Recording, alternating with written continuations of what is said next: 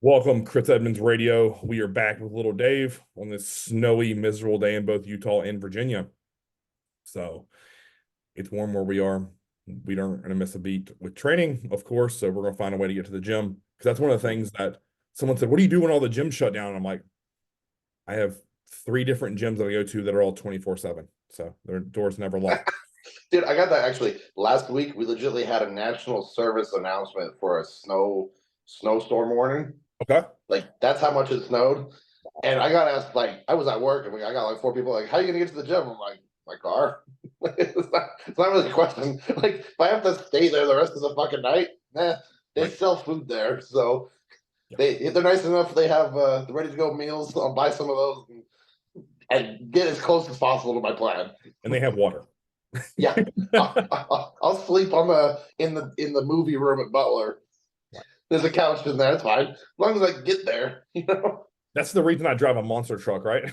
Yeah, You aren't trapping me in the house. Like Angela's always like, man, you're the most stir fucking crazy when we get a snow day. She's like, normally you want to like stay at home, but the snow hits, and I'm like, how am I gonna make it to the gym? I'm like, well, I'm making it to that fucking gym, damn it.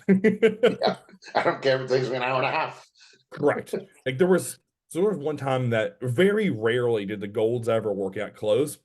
And man, we had so much fucking snow here and ice, and the gym shut down. But I wanted to train back, and she wanted to go train glutes, and I was like, let's just go do it. It took us like 90 minutes to get there and 90 minutes to get home, but we had the whole gym to ourselves. So Oh yeah, the benefits of being a manager there, but it was so much fun. Like we just cranked EDM music on the loudspeakers, just her and I trashed the fucking gym, then straightened it up, and then drove home. Like the benefits of having a big ass Jeep, right? yeah, yeah, exactly. I've only driven Jeeps my entire life, so I didn't get this the one that you've seen since in Mhm. 2021. Um, Yeah, but before that, I've always had some kind of Jeep my entire life since I was 16. So yeah. Where I thought I would start with, and it was a post I just made and kind of piggybacking off a topic that we've been, I think, repeatedly just beating into the ground here is, on Monday, I woke up and I was in one of those moods, like I just wanted to train back. And even though I'd been doing like back and biceps together, I was like, I just want to train back. So Mhm. I said, you know what? I'm going to train back. And that is literally it. Well, I finished with abs just to loosen up after I hammered low back. But then on Tuesday, I woke up and my triceps were still like a little bit sore from Saturday's workout. And Yeah, honestly, I just kind of felt beat to shit from Monday's session. So I was like, screw it. I'm gonna take a rest day. And then today I ended up doing chest and then arms. So yeah. normally I do chest and tries on that second day. Well, I just tacked on the bicep work from Monday's pull session to today. And man, I was so fucking pumped today when I left. Like with it being the final week of that rebound for me, like my carbs are they're just under 1,200 grams of carbs on a training day. Yeah, just a So little bit. you know that feeling, right? Like, and like you know where I'm going with this. Like next week for me, like food will get pulled back really aggressively as we kind of like go into um the health phase portion, or whatever you want to fucking call that, like where it's just like TRT and just I'm gonna pull my training back to 4 days a week. So like I just wanted to go have a ton of fun this week, get massive pumps before my carbs come back down to like a more manageable, not feel like you're going to explode after every meal. So Yeah, yeah. You're manageable 800. yeah, right, right. So it's like you know the deal. Like I'm eating 8 or 9 ounces of meat, depending upon what the source is, and then like when that comes down to six, like it'll feel like a drastic diet pullback going Oh to yeah, the meat. And then again, like I'll take my carbs, like you said, it'll probably be 750 to 800 on training day, and it'll be like, oh, this is easy. Where like you give it to most guys, and they're like, I can't get this down. Like it'll feel like I'm fucking dieting again, which is nice. right. That's like the So funny part. Yeah, yeah, yeah, the amount of food we've been accustomed to eating, you know. just like stupid amounts of rice and cream of rice and fruit or rice cakes, like for me. And I mean, I feel like I've been really fortunate. Like I'm in a pretty fucking clean like 252 when I wake up in the morning, which you figure I got my show day the whole day I was 219. So like I'm pretty damn pleased with how things are going. So that'll through that health phase, which will probably run like 6 to 8 weeks, like I'm assuming my weight will drop down probably like mid to low 240s and just kind of cruise until it's time to ramp shit back up. So Yeah. the big But yeah, improvement, rebounds don't work though, There's no not one point in bit. that. None of that. Just take off like Ronnie Coleman did for 3 months and don't do jack shit and eat like a pig. Yeah, Steve-Bum does it, Yeah, you're not him or Ronnie. Right. Don't listen to them. It may work for them. That does not work for you or I. Like to me, like I always just want to maximize that period because your body's so receptive to fucking everything. Yeah. And like, I don't know about, and I know you're the same way as I am. Like I'm so motivated at coming out of a prep to just get better and bigger and to have more food on your plan consistently throughout the week and then just like get in there, try new shit, be able to push your training because you have more food and you have Yeah. more and you have less stress from like the thought of competing. Like that period for me has always been wonderful. Oh, I think we just lost Dave. Let me resend him the invite just in case he needs it. Let's see. All right. So as I was saying there, like for me, the reason I told that story was essentially what I wanted to think about is through the course of this week, right? Like I will always be married to what this says over what my paper says. And that's so hard for so many because I know they're married to just the logbook or your training split. And again, that's something, Dave and I have said since we started this thing is we will all day long go by how our bodies feel. So what I was just saying, Dave, was like the reason I told that whole like elaborate story there was like when I woke up on Monday, I just listened to my body. I wanted to train back and I didn't give a fuck if I had biceps on the plan. And I knew I would either catch it up later in the week or just do my regular arm day. Like Yep. it's not just because a split on paper is written down, I will all day long because I should have done chest and arms or chest and triceps on Tuesday. But again, my body said, hey, rest, chill out, bro. Like, so I ate meal one, which was a training day meal. And to me, it's not that big of a deal because I just had some more carbs with meal one. The moment I decided, hey, today's gonna be a rest day, I just was simply flipped over to my rest day meals. Like Mhm. it's just not that challenging. Like I didn't lose sleep over it, switched to rest day meals, and then just chill the rest of the day. I sit, I worked, I played with Daxton. He was off from school because of snow, like, and just literally followed my plan the whole rest of the day. And then today added biceps to the end of my chest and triceps. And guess what? Pump was huge. I feel great. I'm caught up, so to speak. And it's just like life is normal. Yeah. Yeah, no joke. It's funny. The ability to just listen to yourself, right, is like I think that's probably the biggest reason why so many little details change once you get better at the sport, Yes. right? Versus like trying to do that as like someone who's been in the gym for like a year. Yeah. Like in all honesty, you almost need to not listen to your body. Yes. Yep.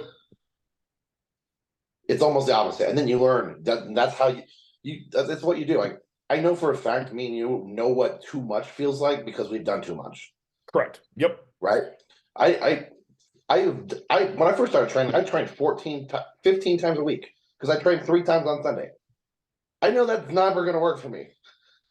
Put myself in a huge recovery hole that I couldn't get out of. Right. Yep. It was just all the fatigue. And it's like, okay, cool. Well, I've done that, but what did I learn from it? Right. Right. And that's where so many people these days just want to take like, oh, he does this and I'm going to do it exactly this way. It's like, yep. Well, that's great, but you also need to listen to your own, like your body's different than his. Just like you can't just give like if you gave someone my diet currently, right? They would hate it for one. Yes. And then two, it's my diet for a reason. Like you know what I mean? Yeah. That's why people are always like, man, I can't believe you just shared all that information about, Dave, for example. And I'm like, wow. Good luck. Yeah. Like have at those macros all you want. Like I'll screenshot and share your diet all day long. Like by all means. Good luck following that for a week, a month, a year. And what the funny thing is that thing will waive based upon your check-ins. Like, as I've said to you many times, and I don't think people notice this, like the initial plan that I build for you or for anyone, I feel like is very insignificant. Like Oh yeah.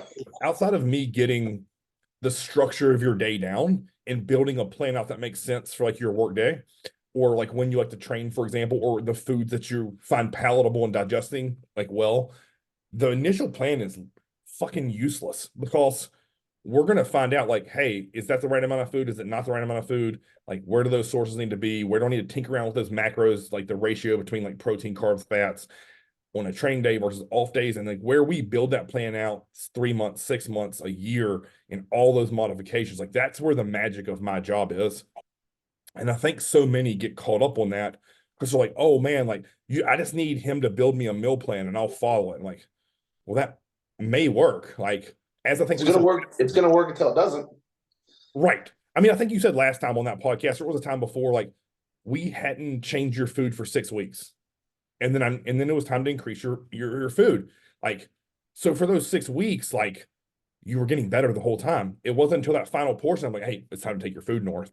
And then we did it. And guess what? Now your weight's above 230 and slowly climbing each check-in. Yep. Yeah, exactly.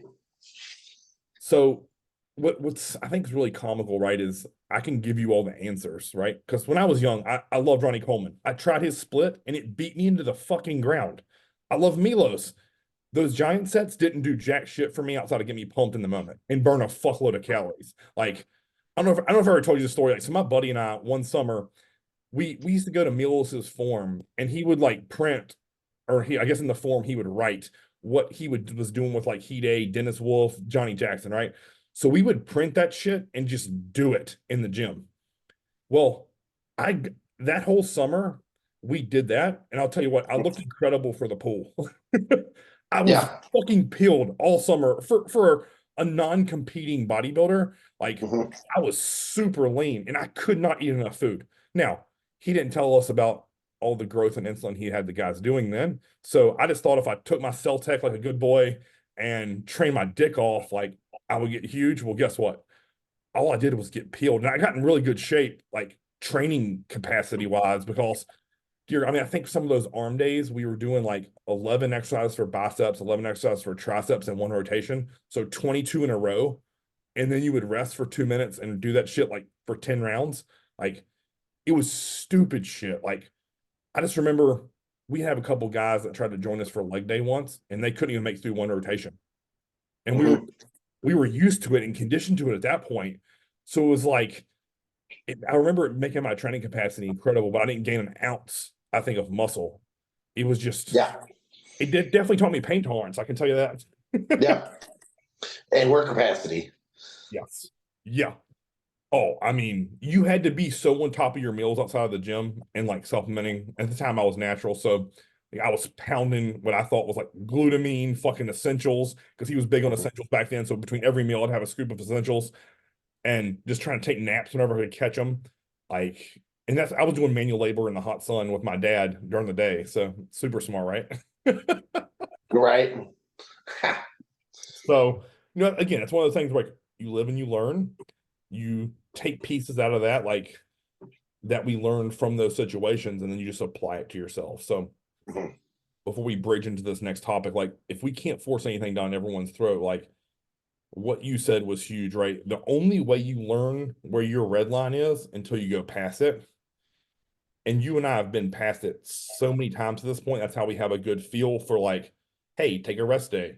Hey, you shouldn't do any more for chest. Like it's time to move on to the shoulders, or it's time to go the fuck home.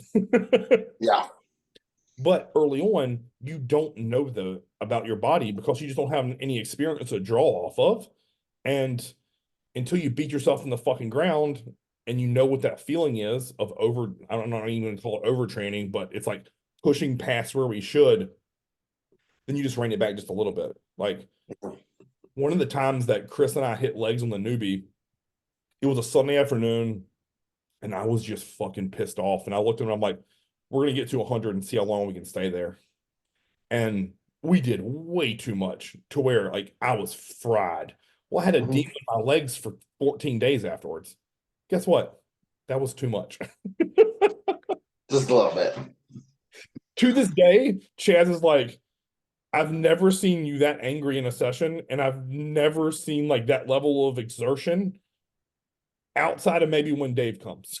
I'm like, Yeah, I was just in there on a mission one day, and like I wanted to beat that machine, and guess what? Like, it's not, it's gonna win.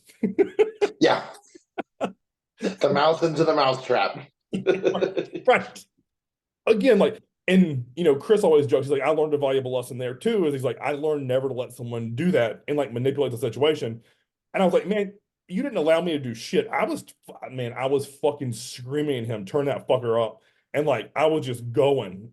If we did like belt squat to the point where I almost fell over, and then we were doing split squat, like Bulgarian split squat of death. Like, and it was just, again, like, you have to learn that level of too much. So then now we just pull back, and he knows, like, because when you were in and we trained on the newbie together, you were like, I think we can do some more. And I'm like, no, trust me, just chill out. It'll set in. And then afterwards, you're like, yeah, you were right. Yeah. Yep. Yeah, we were fucked. Right, right. Like, because in the moment, and I even feel this today when I'm with him, like, and I know when to stop. Like in the moment, I'm like, we can do one more thing, or let's do another set, or let's go try this. And he'll look at me, and I'm like, okay, you're right. Like, it's time to chill and go home. Like, we adequately fucked the quads, hamstrings, back, fill in the blank where we're working on it. Mhm. But in the moment, you're always like, oh, because you had that adrenaline like that's going. And you're like me, like you crave that fucking pain and seeing if we can go to the next level. And then you kind of take a couple of deep breaths, take a couple minutes, and it sets in. You're like, no, my that muscle is fucked. Um, so yeah, I mean, again, that's when you and I train together, that's where we get to. And then like we kind of simultaneously look at each other like, we're good, right? Yeah. Mhm. Okay. Let's go home and eat. Um, so again, if you guys learn anything from us in that giant tirade we just started out on this random topic, is essentially listen to your body. But in order to get there, you have to have years of experience to be able to do that effectively. Mhm. And a coach can't tell you that. He can give you warning signs, but until you feel it, you just don't know. Yeah. So anyways, bridging into our topic here, and we want to talk about cardio. So, the overriding theme of, I feel like, a lot of old school mentality, and even it's bleeding into the new school now, right? Is like people talking about how they hate cardio. Well, guess what? If you hate fucking cardio, good luck getting in shape for most people. Like, you're gonna have to do it at some capacity. So, get the fuck over it. In my mind, that's how I look at it. Like, it's a necessary evil, if you want to think of it that way. Or you can welcome it into your life and be like, hey, this is good for my heart. This is good for my training conditioning. And oh, by the way, it's going to keep me less fat in the off season. And then come contest time, I'm going to use it as a tool to where I can keep my calories higher. Because I don't know about you, but I'd rather do a little bit more cardio in the morning and eat more throughout the day, than eat less food. Oh yeah, always. And I mean, it isn't like I'm killing you with cardio or myself. Like, for the most part, we're walking on a treadmill, we're going slow on a stairmaster, or riding a bike, like at a moderate pace. Unless I have hit cardio in there for either of us, which is occasionally used here and there. But I mean, since you started with me, have you ever been scared of cardio? Or I'm sure you've heard people say, "Oh, don't do it; it'll eat your legs up." Oh yeah. Well, yeah, I've definitely heard people say that. I think it's pretty funny because like hell, just let's talk about North Americans for me. Like my legs are easily my best body part. Yep, And how much hit did I do to get in shape? Right? you're telling all our secrets again. Yeah. And it's Yep. like, oh, no, that's interesting. Right? It's comical it's when you look at what kind of cardio you're doing, right? If you're gonna sit down and you're gonna bunker down, you're gonna do 4 hours of cardio every day, right? And you're gonna make it semi intense, right? Where your heart rate's elevated, right? Yeah. What we all know what that entails, right? You're not gonna use too much glycogen for that. It's gonna be gone. So your body's gonna have some other form of fuel for that. Yes. And marathon runners versus sprinters, right? Mhm. We see that, Yep. right? That's over long term times, obviously. Like your 12 weeks of doing cardio is not going to turn you into a marathon runner ever, Yeah. you know? it's just, it changes a little bit, you know, but if you do your output's high or like moderately low, like just meandering around in the morning, like we all do our cardio, like we just we're not huffing and puffing, like, yeah, it's kind of difficult, our heart rate's elevated, but like I'm not busting my ass just like, No. you know, and if I am, it's not more than 2 hours. Correct. Right. No one's busting their ass on a car. Like we've been there, but it turns into either it's not intense or it isn't. Right. Yeah. Yep. And that's where things change a little bit, but no one's getting there when losing their legs just off of cardio. No. It's it's a factor of, yes, you can lose your legs from your diet being shitty. That's one I see so often, you know. Yep. Your prep coach gets you to, you're like, you look at the clock, your prep coach is like, hey, shit, we're 6 weeks out, you're still fat. Yep. I'm bringing down I've dropped 300 grams of carbs out of your diet, so you have 7 post workout. Yep. You got a singular rice cake. Yep. And we're going to tack in 2 hours of cardio. Yep. And it's like, the cardio is not why you lost your legs, it's the fact that you're eating fucking like a bird. Right. And so let me tell you, here in my opinion, here's what happens in that scenario that you just laid out. It's not the lack of food and it's not the cardio, actually. I believe it's that it's here, it breaks, right? So you suddenly give yourself a reason to not train as hard or as heavy. Well, I don't have carbs. I can't load that fucking bar up anymore. So then your leg sessions turn into pumpy fucking like, oh, I'm just going to go through the motions today and get a pump and get the fuck out. Guess what? If that's not how you trained your entire all season, goodbye to your legs. Then they're leaving. Whatever got that tissue there, you have to keep a semblance of that. Now, I'm not saying be a dumb fuck, and if loading 5 plates aside on your back is what your all season looked like, means you have to do that pre-contest to, I'd say 6 weeks out, 5 weeks out, 4 weeks, but you have to have some form of hard, extraneous effort with weight on your back, whether it be a hack squat, whether it be a pendulum, or if you move those squats to the end of your session and say you go from 5 plates to 4 plates, but you're hitting sets of 15 to 20 that are hard as fuck.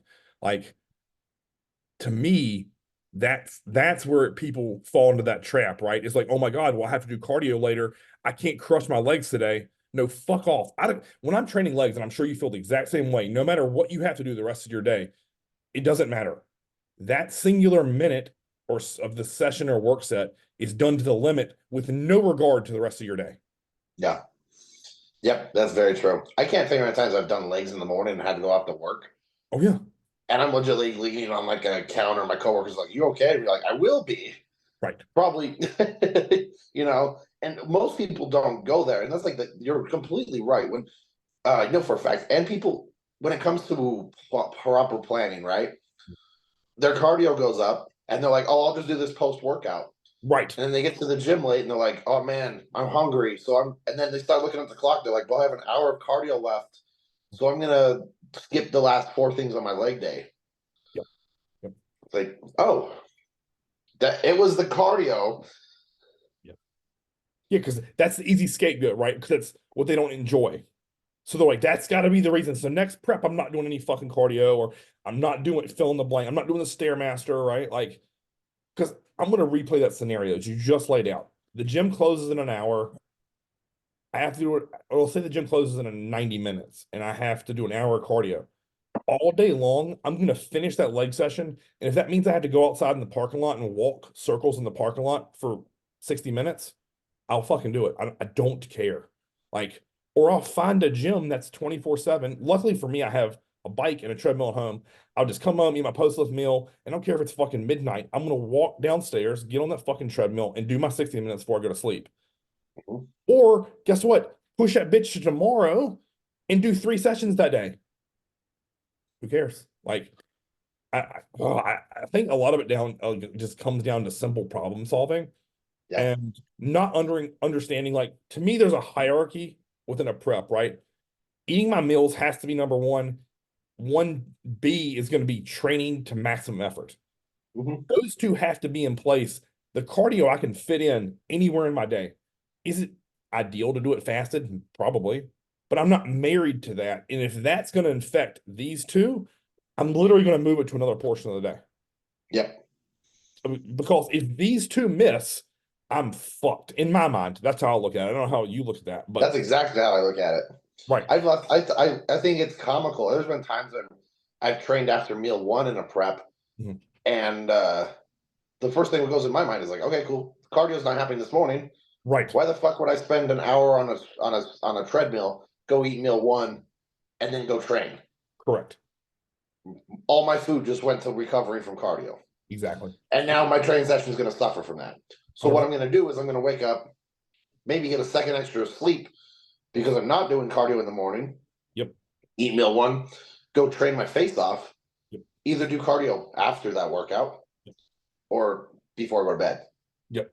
100%. They get separated. So many people that just, I don't know what it is, but like, and for what I see it all the time, but people can only go to the gym once. You know what I mean? It's like, and 24 hours in the day, right? Put your training in there, do your cardio somewhere in there. It doesn't have to be post workout. There's no rule about that. No. You know, and it's just like make it for the best possible time for your training. Agreed. To me, like the training will always take hierarchy and priority over the cardio. Because to me, I've always thought like, even if I had a desk job, right? Let's say I had an hour lunch break, I'm gonna scarf my meal down and do cardio for 30, 40 minutes. Or I'm gonna do my cardio and then eat. If I have an hour, right? Like, I don't care if I had a fucking suit on. I just strip down the shorts and a fucking tank top, go outside, walk the building until I knew I had to go inside, get redressed, and eat my meal, heat it up, give me 5 minutes to eat it, and then I'm back on my desk. Like, just fucking problem solve that shit. Or just wait till you get off work. Like, well, oh, Chris, I'm gonna train after work. Okay, cool. If you're gonna train after work, do cardio before work. It's as simple as that. Like, yeah. And it's one of those fucking things. It's just like, well, I don't have a treadmill. It's like, do you have a fucking floor? right. Like, cardio does not mean you have to go to some bougie place, have a TV, watch your fucking movie while sipping on your fucking Crystal Light. Right. Right? It could be anything. Yep. Yep. You know, go walk up and down, go to if you work downtown, go to the fucking stairs and just walk up the stairs for 60 flights. Correct. Yep. You know, pop down the elevator and do it again.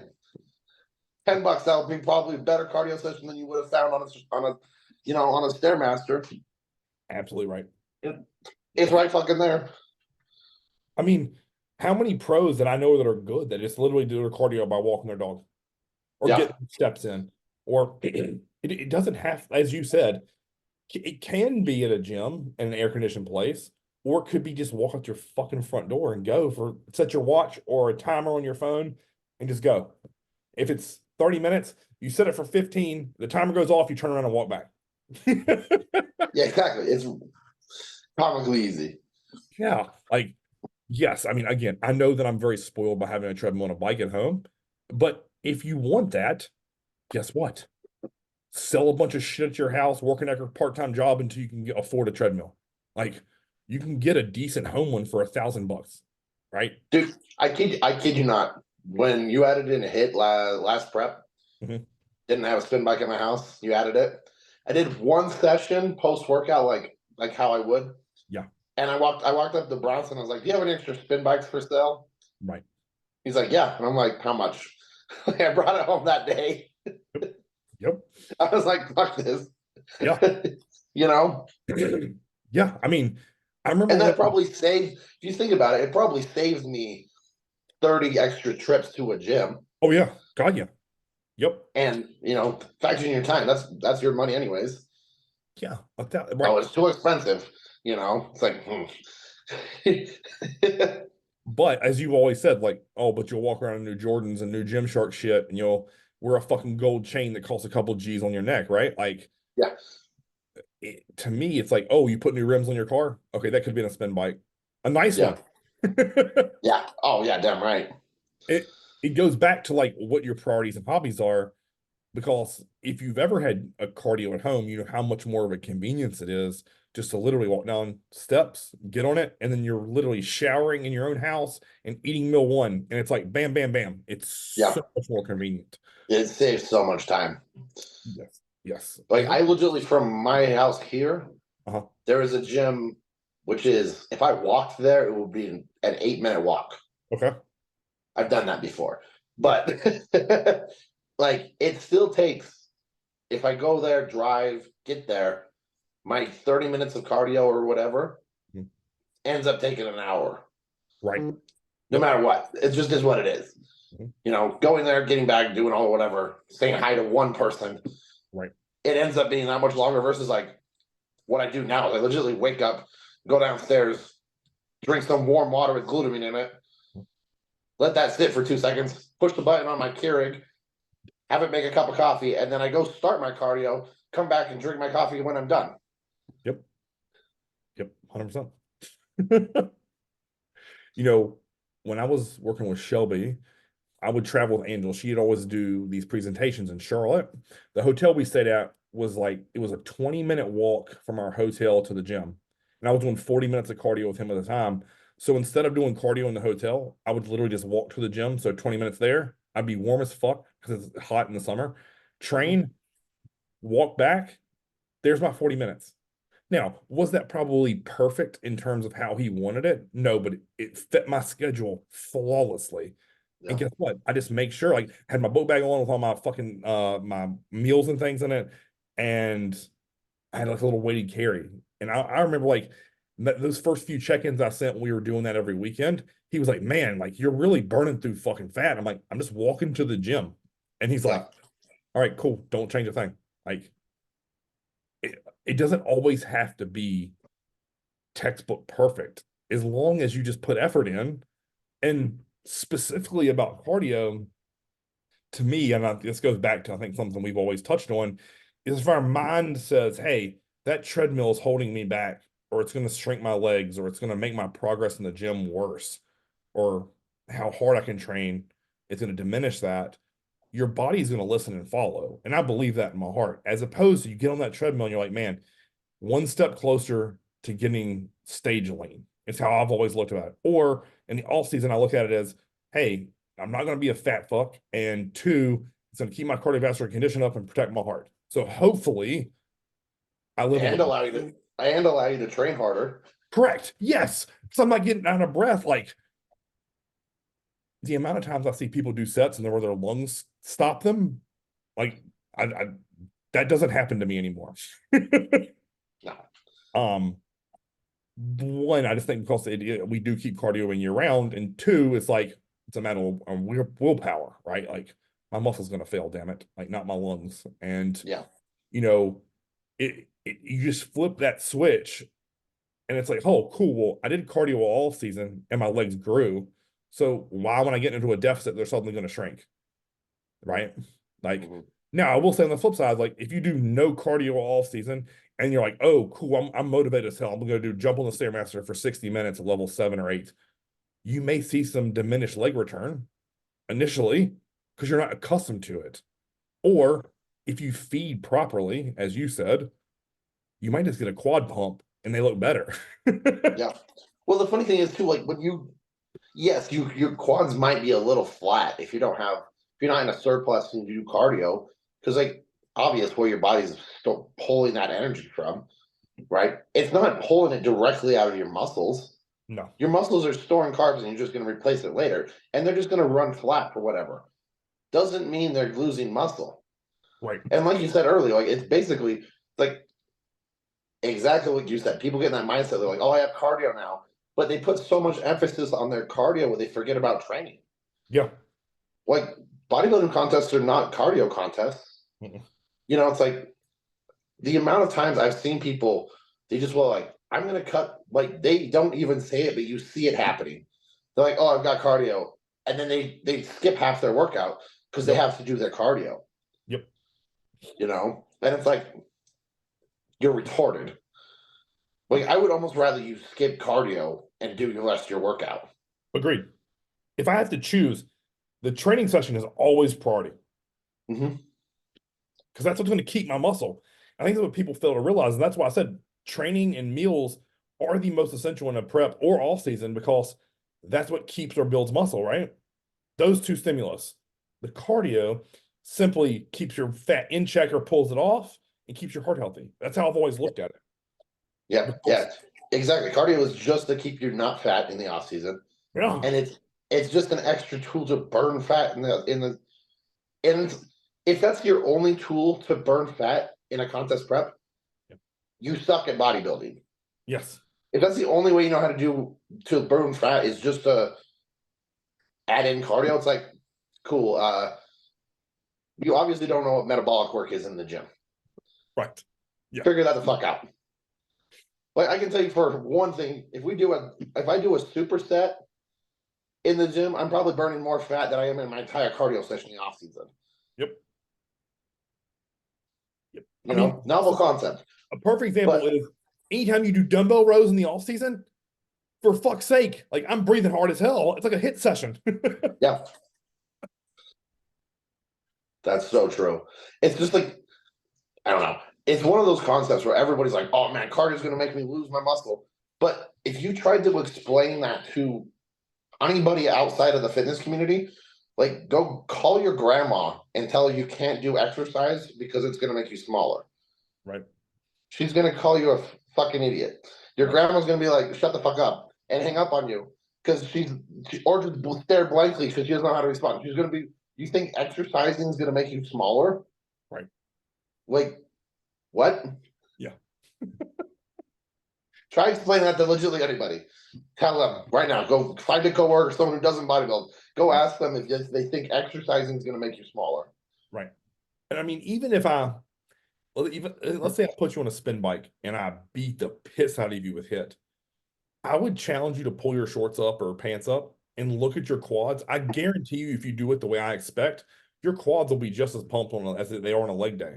And then guess what? If you go fucking eat afterwards, or if you're in all season, you're smashing essential aminos while you're doing them, you're not going to lose any muscle. If anything, it's going to make them harder and sharper. Like the amount of times this last prep that I did where I would post my legs post bike and people were like, Jesus Christ, like that was after cardio and fasting for no food for fucking what, 12 hours of sleeping? Mm-hmm. No intra workout, no pre-workout, no stem. It was fucking one thermoburn and a coffee and go hit it. And that's the kind of pump I got. It's better than most people have on their damn leg days. You can't tell me that's going to shrink my legs or my quads or hamstrings. Like, how?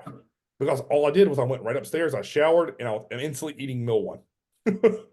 Yep. And that meal one's going to get pushed right in your legs because that's where the blood is. 1000%. It's like you're just helping your body recover. Yeah. Yeah. And it's why it's just laughable. It's almost like these like bodybuilding myths, right? I think that's what I said to you when I texted you on the topic is like, Yep. Erase them.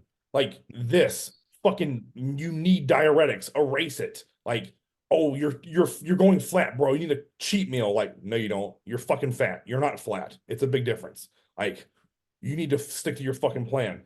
Occasionally, you might carb up, but like this to me falls into just people wanting to find the easier way, right? Like they want to do less work, but they want to have what I call like the Mount Rushmore body of, fucking Flex Wheeler, Kevin Levrone, Ronnie, Jay, like all those people, right? They want those physiques, but they don't want to do all the crazy shit those fuckers did to get there.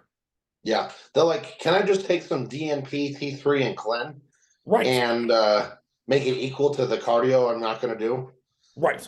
Yeah. Like, let's see how that works, right? Mm-hmm. Like, good luck. Definitely try to pharmaceutical your way out of hard work. That's a fantastic idea. I was listening to that Jay Cutler podcast with Milos when they were talking about Regan, and Milos was just shooting the shit. They were like bouncing ideas off each other.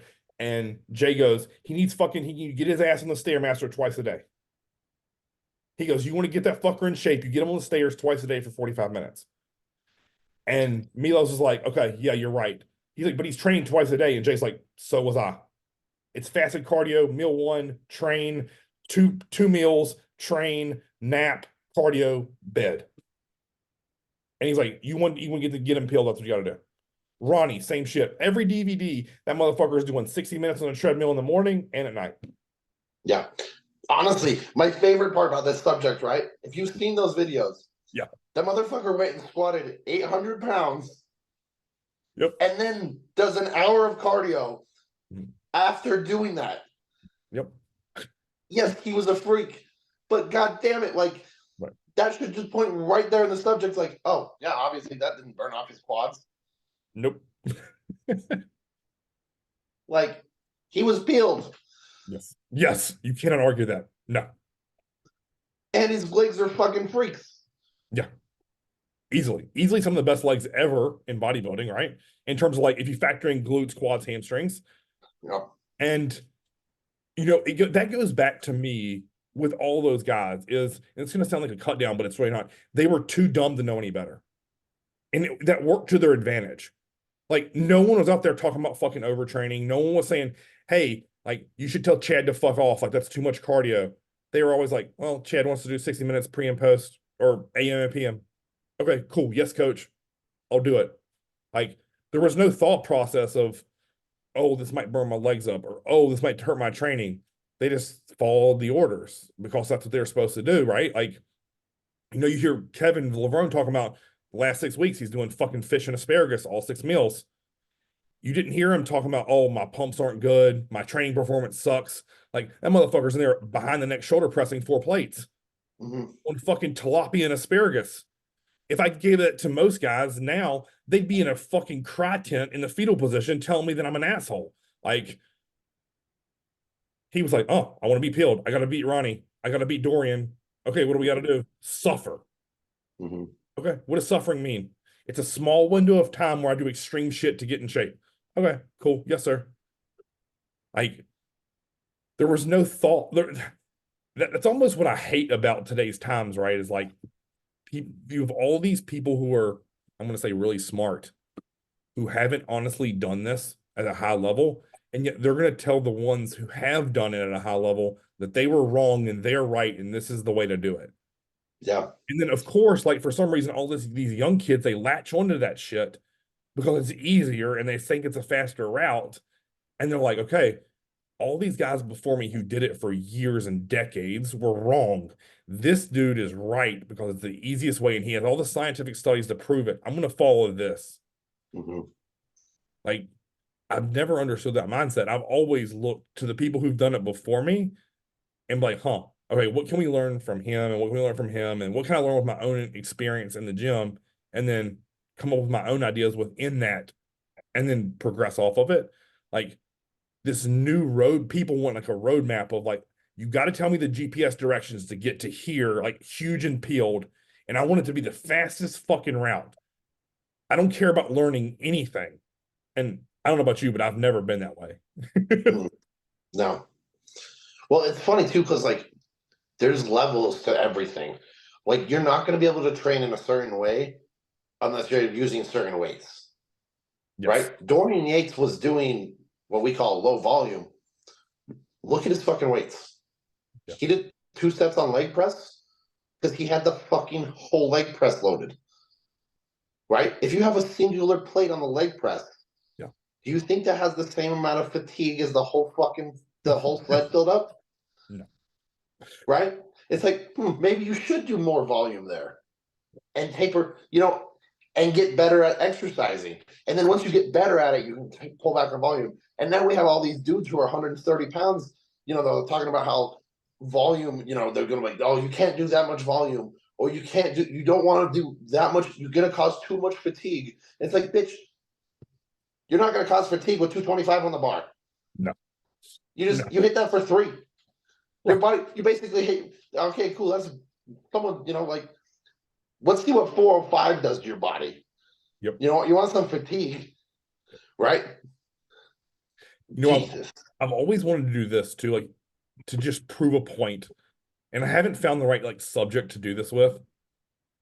But let's just take chess, for example. If you put you and I on a chess machine that we love and do 2 warm-up sets, 2 feeder sets, and then top set and a back off. Mm-hmm. Measure our pump like around.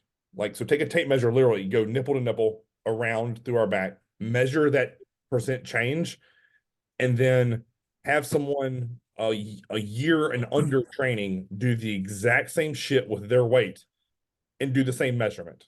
I guarantee you their pump in terms of percentage growth is significantly lowered than what you and I could produce in a 2-set given opportunity. Mhm. Which is why, as you were talking about, like with Dorian, like that low volume training to me, I'll always stand by this, only works for advanced level trainers. Mhm. People with small level of muscle and connectivity to that muscle can't do that and progress. They just don't have enough tissue and enough ability to produce force within a set to accomplish the same thing. Mhm. But dear Like, they God, still need to get stronger. Like, yes, right. but yeah, that going back to that bench press scenario, right? If you have 135 on the bar, you can't expect yourself to be 230 pounds and still using 135. It's just like obvious, Yep. like that needs to get you need to get stronger so you can accumulate more fatigue so you can do less. Yes. Yep. Agreed. I mean, I think it's very similar to like there's a reason you see like young kids curling like 50, 60-pound dumbbells, and you and I have like 30, 35s, maybe 40s.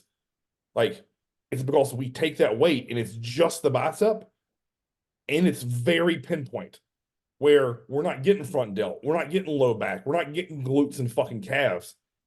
It's all on that. Well, a majority of it, let's say 85%, is on that bicep, and it's getting fucking milked. Oh, and by the way, we did 12 to 20 reps where they did 3.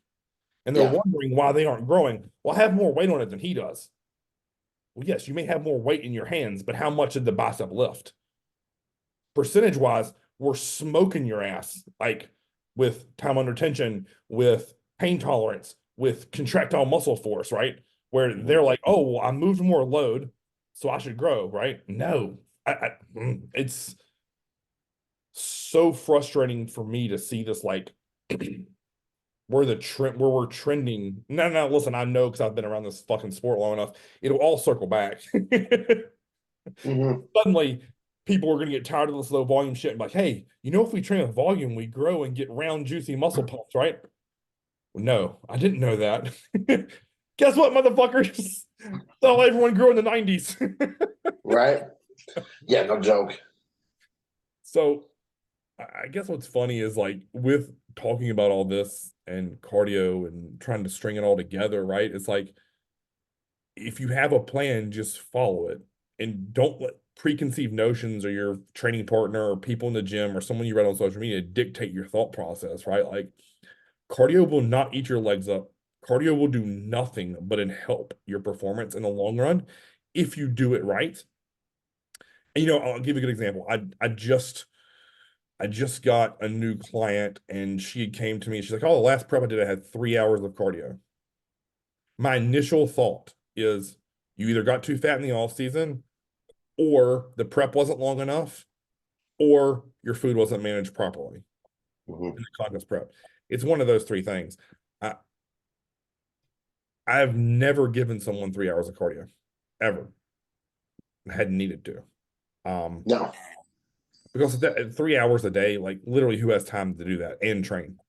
Like 4 hours in the gym, like no, good luck. You better be Right. a stay-at-home wife or just rolling in money to where you don't have to think about work. Yeah, no joke there. It's always that's the first thing I think of whenever someone's cardio is like they're like sometimes they wear it as a badge of honor. Mhm. It's like, I mean, good on you, but like no one gives a shit. Those judges do not count how many hours of cardio you put in. Nope. So like I would maybe take a gander at why your training isn't effective to burn fat, Correct. why your diet's not doing that.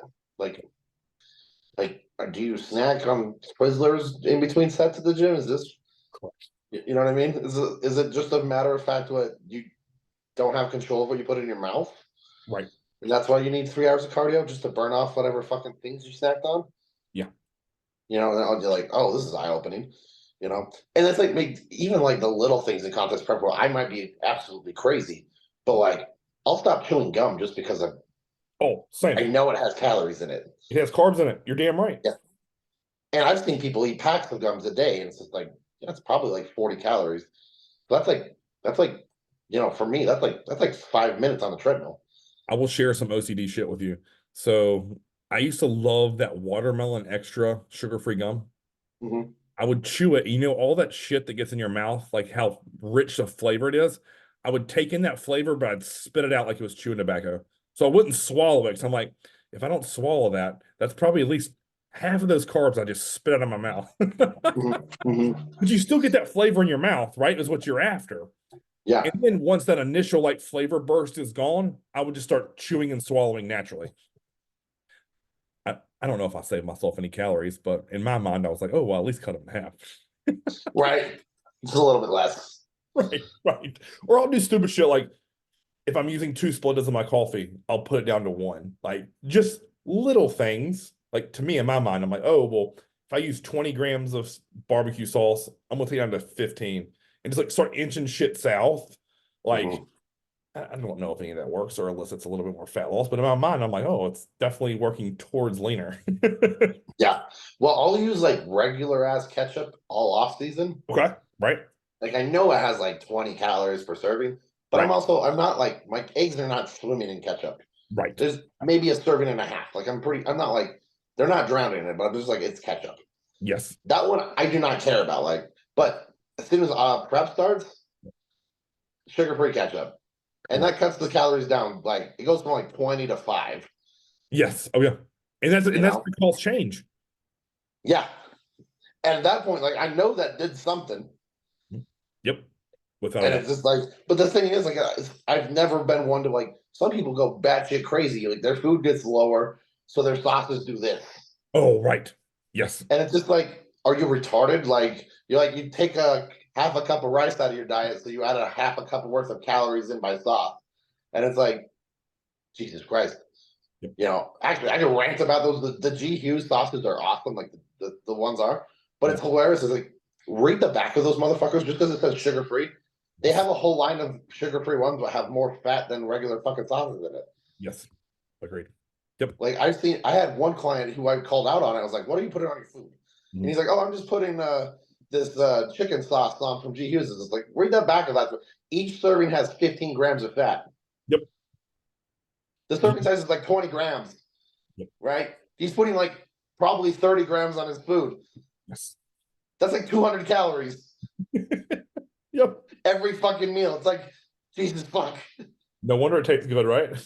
Right? No wonder you need 3 hours of cardio. No, I know a lot of people. I've literally had clients bitch at me. They're like, Chris, I can't believe you put 50 grams of vegetables on my meal plan. And I'm like, yeah, because what you're talking about, like, I've cut people's carbs. Let's say your rice was at 150 grams. I've cut it to 75. So you go from 37 grams of carbs from rice to 18 and a half. And then you take your sauce up and you take your vegetables up. So you suddenly put an extra handful of green beans on there and your sauce went north. You didn't get that much of it. You didn't get an 18 and a half gram carb reduction that I wanted. You might have broke even. And it's like, fuck. Like, I know it sucks, but you're dieting. You're in a deficit. You told me you want to be shredded. Leave it. If I reduce your carbs, it doesn't mean take something else up. It means, Yeah. hey, the food's coming down for a reason. I need you to be more lean. Awesome. That's probably why I lean out. Like that's why I'm special, right? That's why like that's why I lose fat super. That's why I stay, it's my genetics. Yeah. When you have meals where you take my carbs away, I love eating just chicken by itself. Right. You'll have a meal like my off plan meal, like my rest day.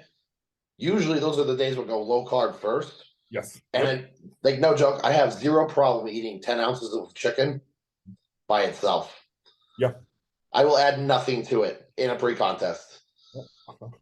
Everybody else, like, I'm like, fuck you. You want some green beans in there? I don't give a shit. Right. I will just eat this and I'll be hungry and it's fine. But that's why I'm doing it. Yes. So many people get caught up and they're like, oh, this sucks. I need this. Something is good. It's like, that's why you're doing it. Yeah. You're hungry. Oh, look, that's why you did it. Your body's going to be like, hey, fuck you. I'm hungry. It's like, okay, cool. Burn some body fat. You got sticks of butter on my back. Let's pull it off. The amount of people, okay, so that the situation you just described, right? They think, oh my God, I'm so hungry. My body's eating its muscle. What about if the body's just eating the fat? Like, that's what I've always thought. Oh, wait. What's more readily available to burn? A soft, pudgy fucking substance or something that's dense, hard, and you need it to train? Yeah. Weird. Yeah. Go grab that piece of your low back and compare it to the stick of butter in your fridge and realize how many calories are in that stick of butter and be like, oh, I'm good for a minute. Yep. That's why my body put it there. Right. Without a doubt. And I mean, I'm sure you're neurotic like me. Like, I'll pinch where I'm the fattest. And when it's Yeah. getting like gristly and you can feel it fucking in there, like breaking up, I'm like, ooh, that's close. That's almost gone. So on those off days or on your no carb meals, I'm always like, how can I make this as fucking hungry as possible? So that has to go away. Mhm. Like, so if I'm just eating, say, shrimp or cod at that meal with 3 spares of asparagus, awesome. I'm gonna be hungry as fucking 13 minutes after I eat it.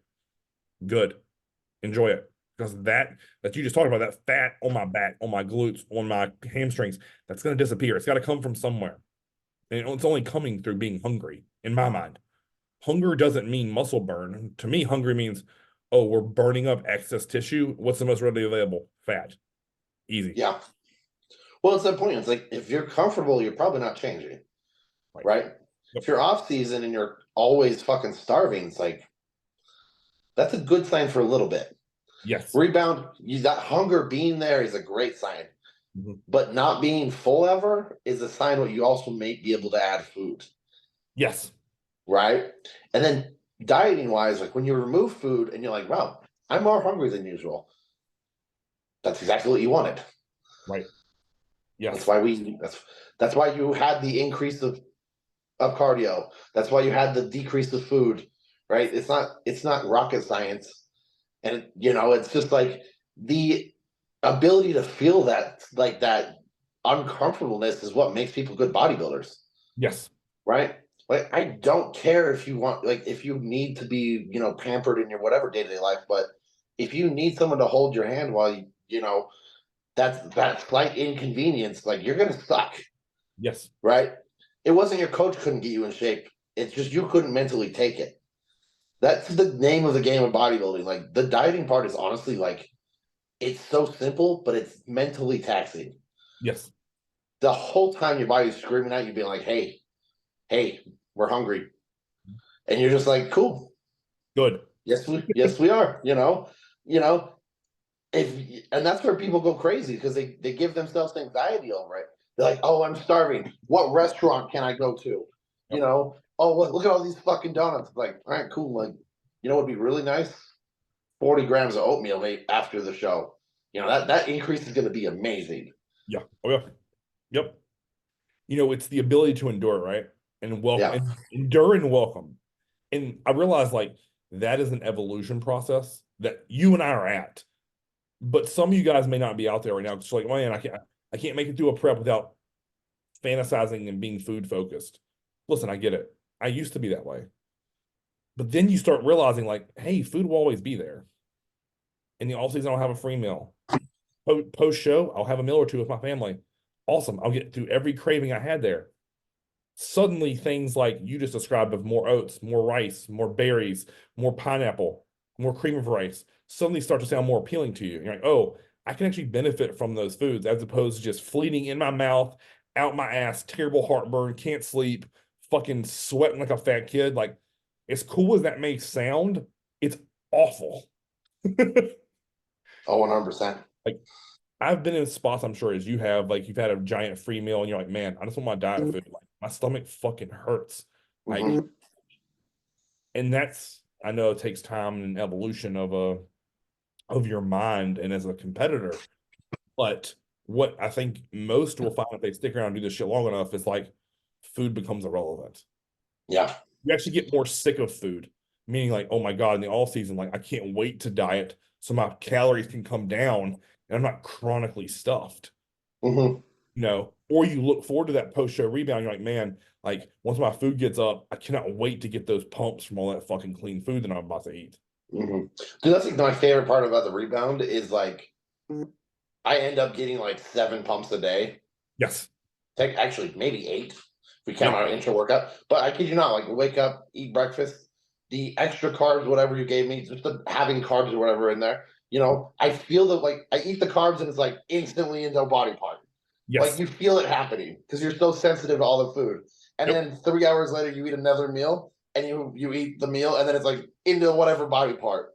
Yep. And then you go train, you start drinking your intra workout, and it's like into that body part, and then Yep. you push all of that food into those body parts, Yep. and then you leave, you have your post workout meal, and it's like into another body part, Yep. and it's just that 7 times a day, Mhm. and it's like, oh, this is fun.